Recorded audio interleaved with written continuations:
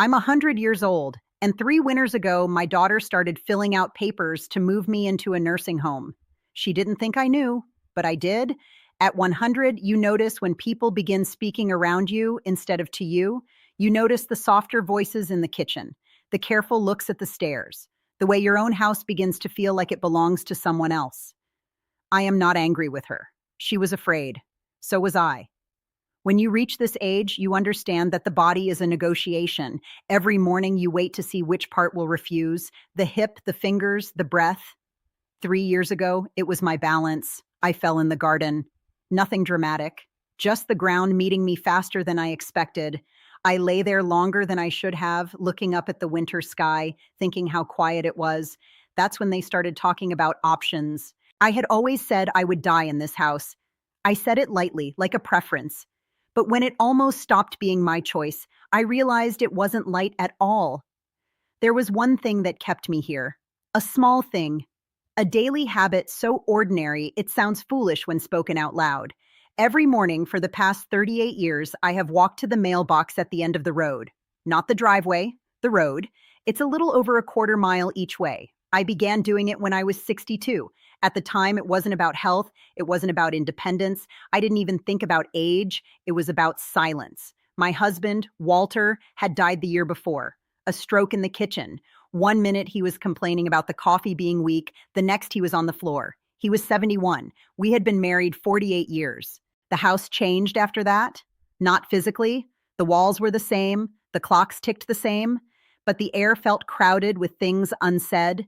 People came by for a few weeks. Casseroles, flowers, the usual sentences. Then they stopped coming.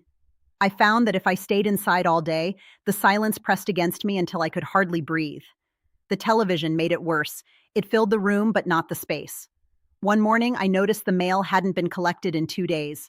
Walter had always gone for it. I don't know why I had let it sit there. Maybe I was waiting for him to get it. So I put on my shoes and walked down the road.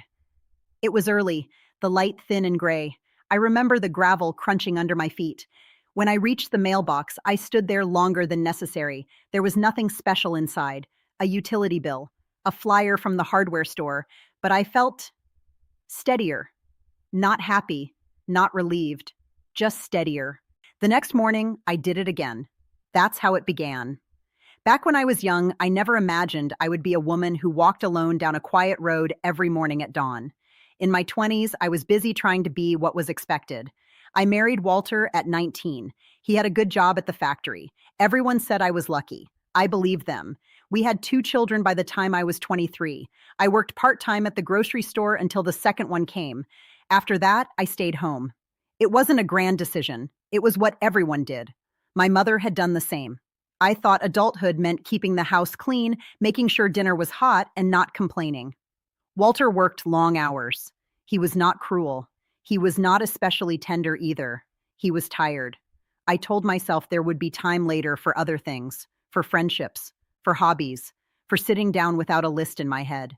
There was always something that seemed more urgent. The children grew. School events, dentist appointments, laundry that never quite ended. I don't remember deciding to put myself last. It just happened in small, reasonable ways. I'll call her tomorrow. I'll rest after this is done. Next year will be easier. Next year is a sentence you say when you are certain you will have many of them. By the time I was 45, the house was quieter. The children were teenagers with their own worlds. Walter was promoted, more hours, more responsibility.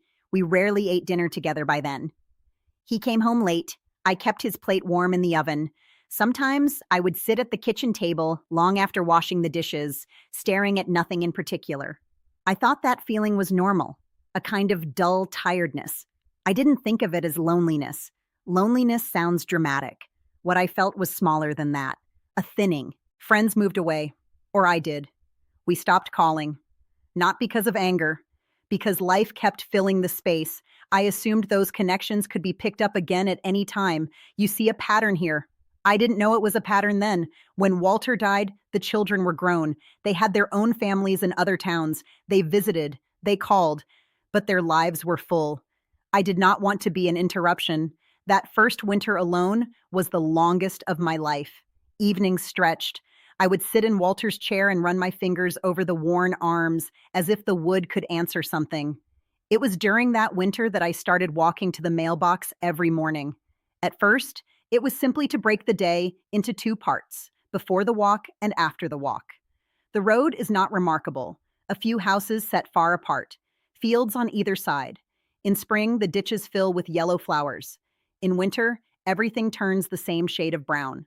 But on that road, I began to notice things I had missed for decades. The way frost settles only on one side of the fence posts, the sound of a single bird before the others join in, the smell of damp earth when the snow melts. These were not grand discoveries, just details. Still, they required me to look outward.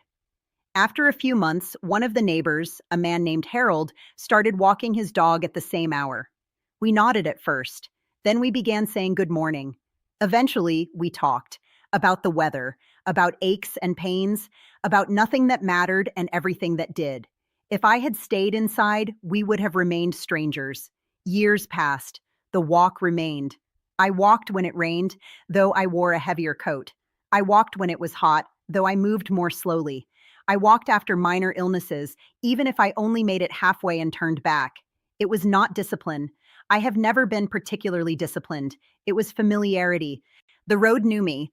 I knew where it dipped, where the gravel was loose.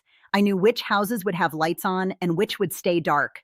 When my knees began to ache in my 70s, my daughter suggested I stop. She worried I would fall. "I'll be careful," I said. What I meant was, if I stop this, I will start shrinking. I did not explain that part. In my 80s, friends began to disappear. Not move away. Disappear in the final way. Funerals became more frequent than weddings. After each one, I walked the next morning as usual. I would think of the person while moving down the road. Sometimes I spoke their name out loud. The wind carried it off. The walk did not erase grief. It gave it somewhere to sit. When I turned 90, the children insisted on a small party. Balloons, a cake too sweet for my liking. Everyone told me how remarkable it was. I did not feel remarkable. I felt like a woman who had simply continued waking up. The years between 90 and 97 blur together now. There were doctor visits, adjustments to medications, a hip replacement at 93 that frightened my daughter more than it frightened me. After the surgery, I used a walker for a time. The physical therapist told me to practice walking daily. I did not tell her I had been practicing for decades. I returned to the road as soon as I could, slower, careful, but determined. It became clear to me then that the walk was no longer just something I did. It was evidence. Evidence that I could still leave the house and return on my own. Evidence that I was not entirely dependent. And then came the fall in the garden at 97. I misjudged the edge of a stone. My foot slipped. I went down hard on my side. Nothing broke. But I could not get up immediately. That was what frightened my daughter when she heard about it. "What if you had hit your head?" she said. "What if no one found you?" She began speaking of facilities, of safety, of activities and staff on duty. She meant well, but I have visited those places. The smell of disinfectant, the televisions always on, the chairs lined up against walls like waiting. I saw how quickly a person can become smaller there, how the days blend. I did not want my days to blend, so I made a quiet decision. The morning after that fall, sore and stiff, I put on my shoes and walked to the mailbox. It took me nearly twice as long. I leaned more heavily on my cane. Halfway there, I considered turning back, but I thought of the papers on my daughter's kitchen table. I kept going. When I reached the mailbox, I rested my hand on it longer than usual. My breath came shallow. My hip burned, but I was standing. I realized then that this small, stubborn walk was the line between my home and a room with a number on the door. Over the next months, I became more deliberate. I stretched before leaving. I paid attention to where I placed my feet. I greeted every neighbor I saw, even if I felt shy. It wasn't about proving something to others. It was about reminding myself that I still belonged to this road. My daughter noticed the difference. She walked with me one morning. I think she expected to see me falter. Instead, she saw the rhythm of it, the slow, steady pace, the way I paused at the same bend in the road to watch the sun rise over the fields. She did not mention the nursing home again. Now I am 100. I still walk to the mailbox. It takes longer. Some days I stop twice. My hands tremble when I unlock the little metal door. There is rarely anything important inside. But that is not the point. The point is that I leave my house under my own power and return to it the same way. I have had many regrets in my life. I regret the phone calls I postponed, the apologies I softened instead of speaking plainly, the evenings I chose tidying over sitting beside my husband while he read. I regret assuming there would be time later to be less busy and more present. Time does not correct those assumptions. It simply moves. The walk does not fix those regrets. It does not bring Walter back. It does not restore friendships that thinned from neglect. What it has done is keep me in conversation with the world a little longer. If I had stopped walking after Walter died, I think the walls would have closed in quietly. I might have begun saying no to invitations. I might have waited for my children to visit instead of stepping outside. It is easy at this age to become a person who waits, waiting for meals, waiting for appointments, waiting for someone to knock.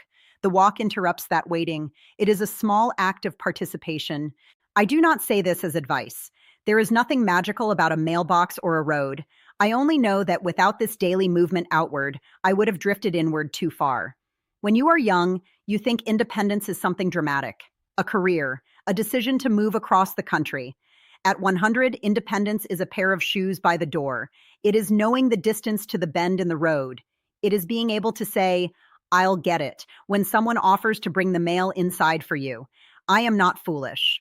I know there may come a morning when I cannot make the walk. My legs may refuse, my balance may fail. The day will arrive when I will not return from the mailbox under my own power. I think about that sometimes while standing there, holding the thin stack of envelopes. I do not feel dramatic about it, just aware. If that day comes, I will know that I kept this house as long as I could, that I did not surrender it early out of fear. There are many things I surrendered early in life. Conversations, dreams I barely allowed myself to name, pieces of myself I set aside because they seemed inconvenient. I do not blame anyone for that. Not Walter, not my children. I participated in those choices. But this one thing, the walk, I kept for myself. It began in grief. It continued in habit. It became a kind of quiet anchor. 3 winters ago, when the idea of a nursing home hovered in the air, it was this small, steady habit that spoke for me, not in words, in evidence. I was still walking, still returning, still part of the morning light on that road. If you are listening to me now, I will not tell you what you should do. I have learned that advice is often just a way of rearranging someone else's life to look neater from the outside. I will only say this: the smallest daily act can become the shape of your days. Be careful what you let that shape become. For me, it was a quarter-mile stretch of gravel and grass. For years, I thought the important parts of my life were the large ones: marriage, children, the house we bought, the milestones. Those mattered. But it is this small, repeated act that has carried me to 100 in my own bed, under my own roof. I do not know how many more mornings I will see. My doctor avoids specifics. My daughter watches me more closely than she thinks I notice. I am tired more often now. But tomorrow, if my legs allow it, I will put on my shoes. I will step outside. I will walk to the mailbox at the end of the road. And I will stand there for a moment, breathing the air, feeling the ground under my feet. Then I will turn back toward home. That is enough for me.